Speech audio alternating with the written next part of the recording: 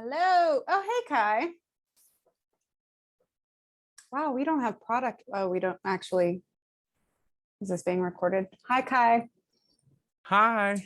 How are you doing? How's everyone? I'm good. Everything's going well. Good deal.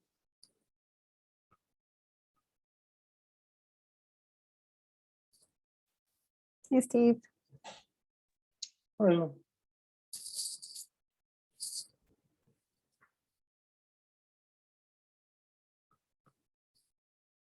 Nick.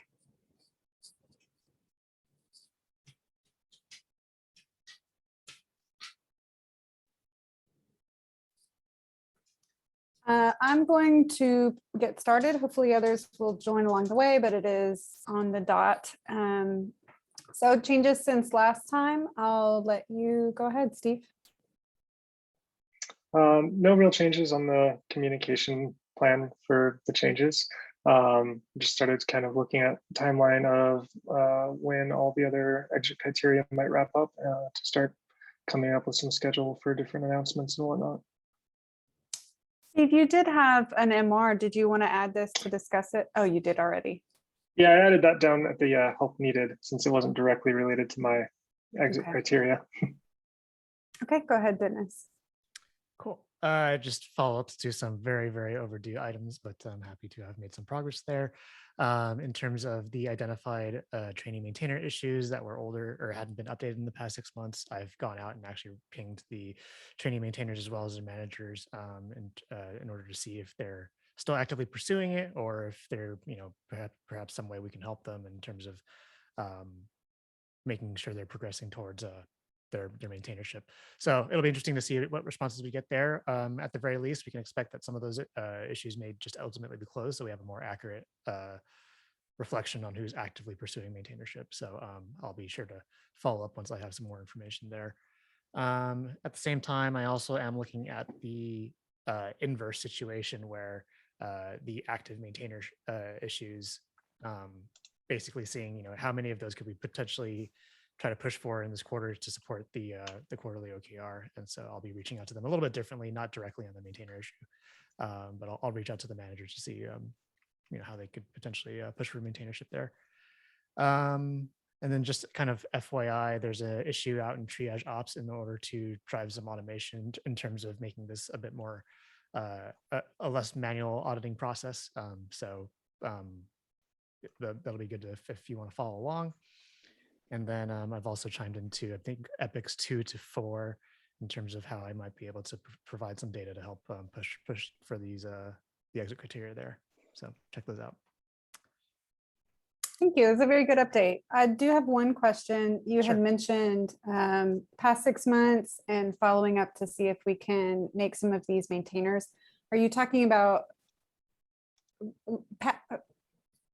Are you talking about 6 months to 2 years? Who are you reaching? What's the criteria? So for it's reaching out? separate. So I've reached out to the older than hasn't been updated in 6 months crowd to say, hey, is this something you're still pursuing?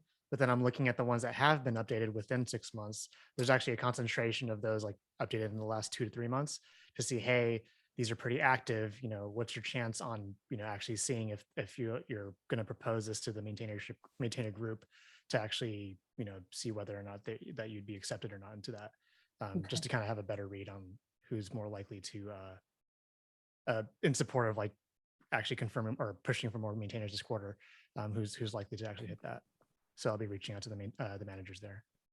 Okay, awesome. Do you think you'll have an update on that for the next meeting or maybe the meeting after? The meeting after, because I'll be pinging the managers.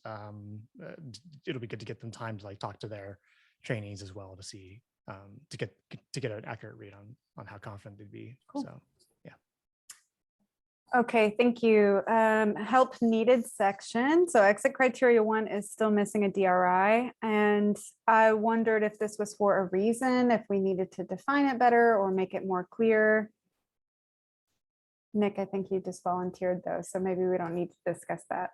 Yeah, I think, I was looking through it and it was a little unclear, but I may just be missing some of the context from not having attended for a few sessions, but I'm happy to pick it up as DRI and help Awesome. yeah, get whatever clarity we need to. And if anyone else is interested in collaborating on it, yeah, please let me know. Happy to work with you on it. Awesome. Yeah, I can help if there's any needs, because I wasn't too sure about what's supposed to be done for that. So yeah, let me know if I can help.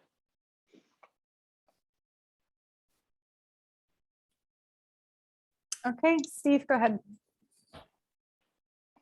I opened an MR proposing a maintainership auditing process. So just looking for some feedback and suggestions there. So please leave any comments. And for this one, Steve, can you give us some context, since I think a lot of this was happening async? Oh, sure. Yeah, the idea came up that maintainership is interesting because you kind of become a maintainer through this sort of approval voting type process, and after that, there's not really any checks on it. So it's kind of, once you're a maintainer, you kind of just have that until you decide not to be it anymore. And so there's the question of, should we have some sort of a check to ensure that the quality of maintainers stay high over the course of years?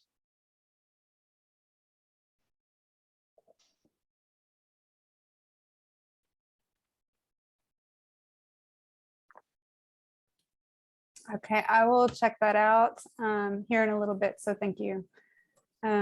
Okay, discussions and questions. Nick, if you want to get us started, I'm going to move my point to the end. Sure. Yeah, last week there was, for like a day or two, there was a setting to prevent approvals and merges by users who add commits. This was enabled on the main GitLab project. It's part of some config changes for compliance reasons. It immediately impacted tech writing workflows. I think with other code review workflows, maybe not as much, but a database reviewer, a database maintainer did notice some issue.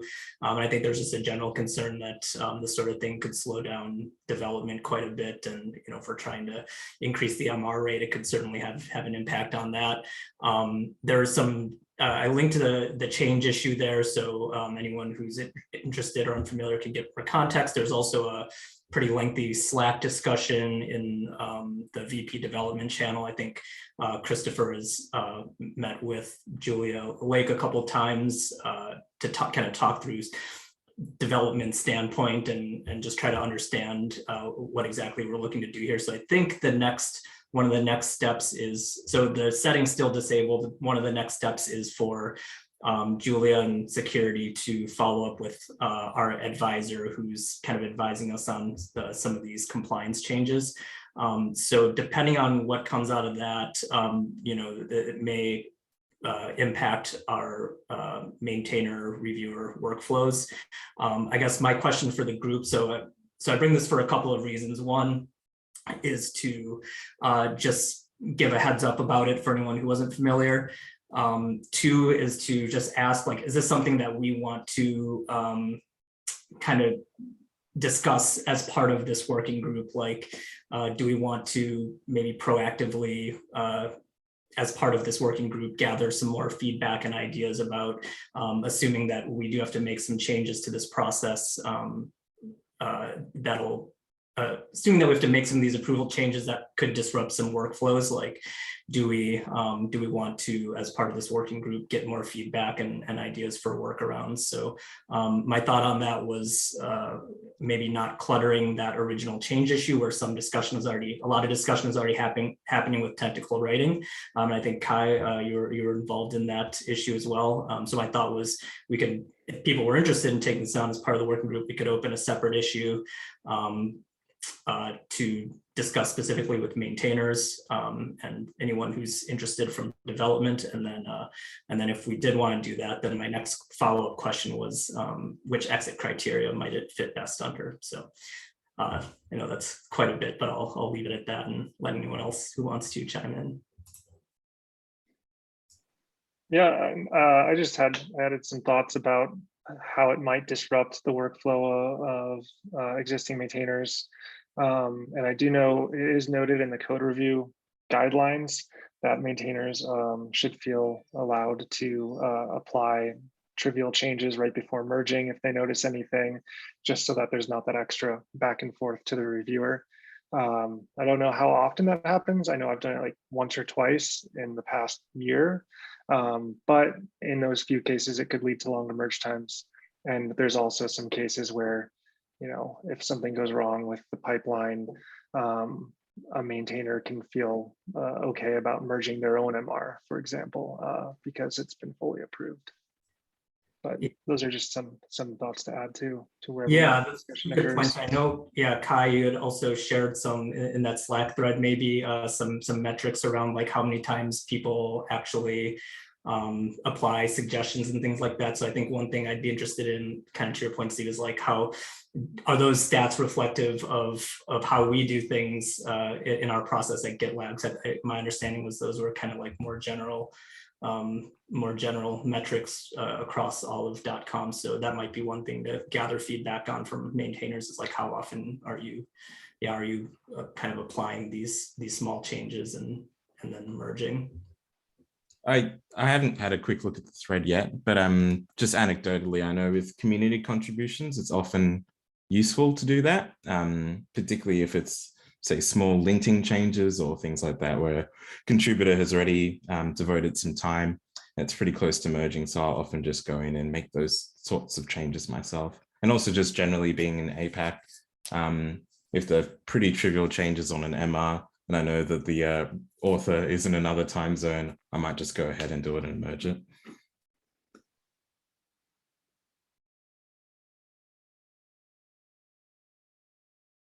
And just so I'm understanding the situation, do we not have any workarounds today in order to both be compliant and make our own commits if we're a maintainer? Maybe this is a Kai question. I would say yes, based on what the auditors have said so far. If that setting's enabled, in combination with like resetting approvals, it'll effectively bar a maintainer from approving and or merging anything where they're an author or a committer. And if you think back to one of your final things in code review, it was finishing James's MR before he left that made the author of a suggestion count as an author in merge request. And this is what breaks sort of approval flows, is that if you propose a suggestion and someone applies that suggestion, you have now become an author in the merge request and are no longer eligible to approve or merge. And so you cannot make suggestions any longer. You'd have to go find a separate maintainer. So, well, first of all, does anyone else have any feedback on this topic? Nick, your question was, should this be, well, I think you had three. Should this topic be in the working group? Should we look at the responsibilities of a maintainer and which exit criteria does this fall under? And I kind of wanted to bring this up a little bit anyway, because it's been a month of the working group so far. One of the main goals of the working group is to increase maintainers, and there's so many ways to do that. One of the ways to do that is by making their responsibilities easier, getting them to be a maintainer easier, like the trainee maintainer process and things like that. So from that aspect, I think this makes sense, because we're talking about what are their responsibilities and what workflows will be hindered by any of these changes that either we make or compliance makes or whatever. So with that in mind, I think that it is a topic for the working group, probably under maybe exit criteria number 3, to update expected behaviors and responsibilities for engineers and maintainers. But just keeping in mind that maybe the solution here is not necessarily workarounds to be compliant or trying to make the process that they're taking today still work after these changes. Maybe the solution here is really just to make the whole thing much easier for them, while being compliant, and maybe that's a brand new process. Does that help? Yeah, that's great. Thanks. I can go ahead and open up that issue. I just wanted to make sure we weren't, there's already a lot of exit criteria and things going on there. So I just want to make sure. I figured even if it wasn't within this working group, like the conversation would still happen somewhere, but just wanted to see if we thought this was a good forum to kind of, I guess, lead that conversation. Does anyone agree or disagree with that at all?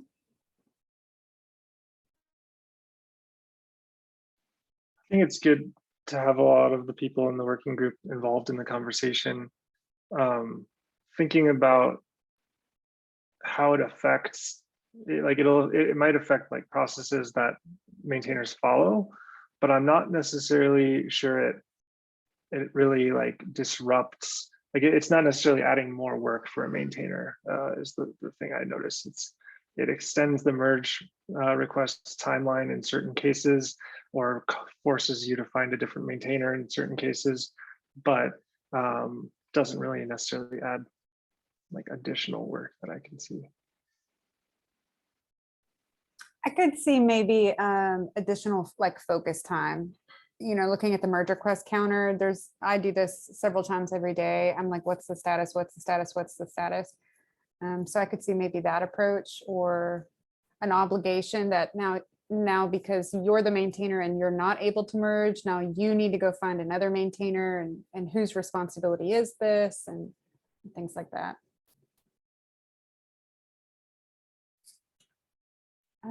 Okay, go ahead, David. Yeah, I brought up this point last meeting that I could attend, and I created an issue, and I haven't got much feedback from working group. So I was wondering how we want to proceed with this, whether we think it's something that we need to bring it to broader, engineering community to see what they feel. But mainly my point is that I'm just wondering whether we want to increase the quality of the maintainer reviews, or we just want to increase the number of maintainers by lowering the bar. I think by giving them more time to focus on reviews, I think we will get higher quality reviews more often, because like maybe smaller maintainers will be more familiar with the process and be able to give better reviews than those who are reluctant to be a maintainer, or just being a maintainer just because it was a job description or something like that. So I'm wondering whether we should look at that aspect. So I just want to hear your thoughts.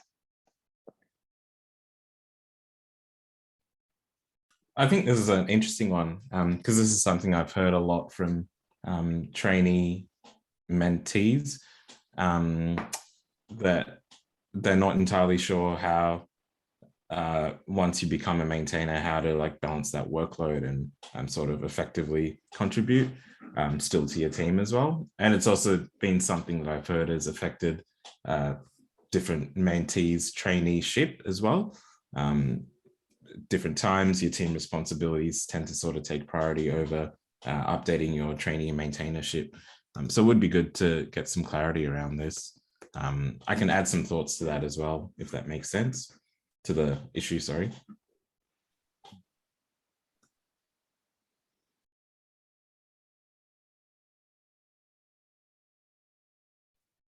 I'll add that one piece of feedback we've received in the past talking about maintainership is that, when you talk about job description, like you mentioned, people take lots of different approaches to that. And one of the approaches that has been taken in the past was the quality of reviews.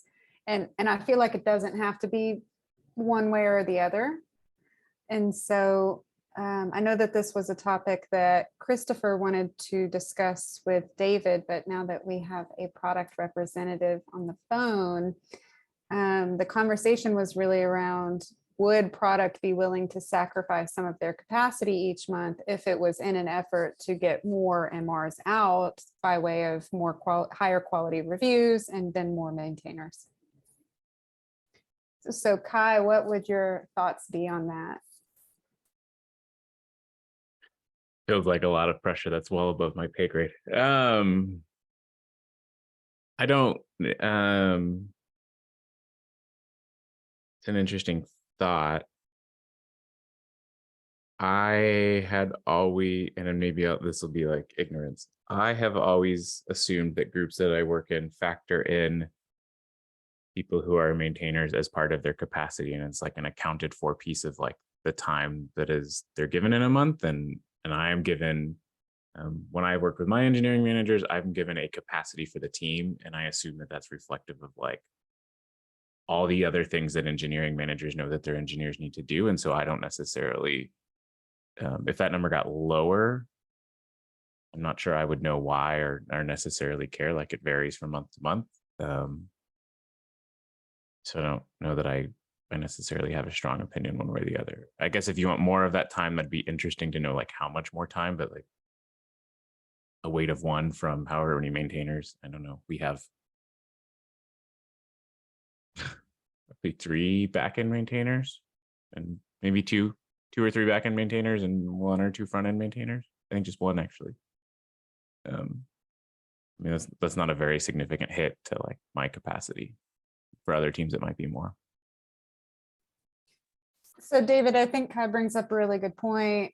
That number, what's that number? You know, that would be a hard thing to pin down. What do you personally feel you need more of? Like a day dedicated across a week or whatever it is? How much more time, or maybe asked another way, what time do you feel is missing from your maintainership? I think like it's not like one number that we can give to. I mean, we have multiple different kind of maintainers, right? Obviously, database maintainer have a higher workload, and like backend and front end, also different project. They all have different workloads, so we can't have just one number to do that. I guess we need to be a bit flexible around that, like depending on the situation. So it's basically, you know, the DRI or the manager's discussion, how much of work that would be, and decided that a number. But I think mainly the reason that I'm bringing it up is that, like Iskil or Kai said, we don't, as far as I know, we don't account the fact that someone is a maintainer when you're working out the capacity. But obviously we think that it'll be higher, and that means that many people feel like, I know that some people dropped off being a maintainer. I guess one of the reasons is that they feel pressure to do more than they can handle. And by acknowledging that by becoming maintainer, you're given time to actually do the maintainer properly, instead of just expecting them to do their job plus the maintainership. So I think at least sending that signal, it's something that we know that we need to take into account. That could be encouraging, and also to encourage for those who are really interested in doing more of reviews, maybe you can encourage them to participate more as a maintainer. So it's sort of like flexible thing that you discuss with your manager. That's how I feel. I wonder if there's. Yeah, I think. Oh, sorry. Go ahead. Go right ahead, Dennis. Okay. I've been making a lot of faces because I've been trying to think about this, but I'm wondering if it's useful to also provide some guidance to managers, because, sorry, let me back that up. I factor my maintainers' potential review load ahead of time as part of capacity planning for the next milestone. So for example, for 15.0, because we knew we ourselves had a lot of breaking changes, but we'd also know that we'd be reviewing a lot of those changes. We kind of earmarked more capacity for reviews and took on less because of that. So, but it sounds like not every group's doing that. And so I wonder if that should be something that we discuss as an org in terms of like making sure that you're factoring in your maintainers' actual capacity being spent towards reviewing things. Obviously, it's hard to tell and hard to predict milestone to milestone, but in the cases of like a major release, being more cautious would be beneficial there. So maybe there's an inconsistency there that we can correct in terms of how engineering groups measure capacity and communicate that to product or any person. I can ask that question. I'll find out. All right. Ezekiel, you had something. I didn't have too much more to add. I was actually going to say more or less the same thing. I think it would be good to reinforce it at the manager level. and probably needs to be something that needs to be reinforced milestone by milestone. Particularly say on the front end, we often get OKRs for pajamas migrations, or just generally when the hackathons come around, those really spike up MR reviews. So that definitely impacts your capacity in those milestones. Yeah, it's certainly harder for people who have been maintainers for less time, but I think those that have been for at least a few milestones to get a general sense of how much time they're spending on reviewing. And I think that's like, Kai, I think that's what is being communicated to you in terms of like the general capacity available for features. So to Zico's point, yeah, if we have things coming up like a hackathon or a major release or something like that, then we should be able to give you that justification of we're going to actually have one less weight per maintainer because of this reason. So we should be able to clearly communicate that whenever we want to say that we would have reduced capacity. So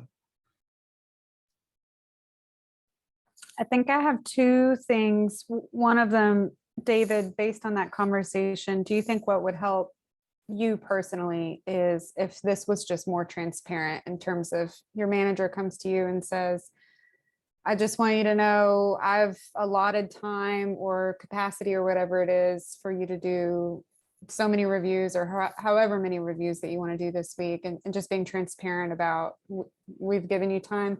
That way it's not happening behind the scenes and you know that it's happening and things like that. It's kind of my first point. Yeah, I think like including that during the capacity planning and to specify, this is how much, weight that we are assigning because you are a maintainer, or things like that. And at least having that kind of conversation makes it, it's in a sense that you are taking a what do you call company-wide responsibility as opposed to team-wide responsibility, right? Capacity planning is team-wide responsibility, and maintainership is bigger than that. So we need to acknowledge that you are taking on more responsibility outside of the team by removing some of your capacity. So making that clear would help for especially people with training maintainers also. They'll spend lots of time to get that up to speed. By acknowledging that you're doing it, that'll make it easier for them to focus on that task. And then the second thing that I wanted to mention was that's a really good call out about what role does the engineering manager play? And so we're talking about, in one of the other exit criteria, we're talking about guidance in terms of how many reviews should a maintainer take on and things like that. It should be maybe the same kind of guidance to an engineering manager in terms of capacity planning, like you were saying, Dennis. And for these spikes, like the breaking changes or the major releases and things like that, we have now those, they're scalability target graphs, but they're for merge requests. So we should be able to predict in advance if there will be more or less and adjust.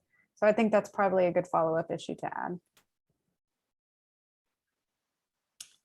We're at time, that's why I put mine last, but it has been a month. We should walk the board. If you have an issue in dev, or if there's an issue that's unassigned, please see how it can move itself along. There's only 2 closed issues. I know there's a lot of things in Slack with issues and merge requests and things like that, which is not reflected on the board. So if we can clean that up, it would be much easier for Steve to communicate changes. Thank you very much.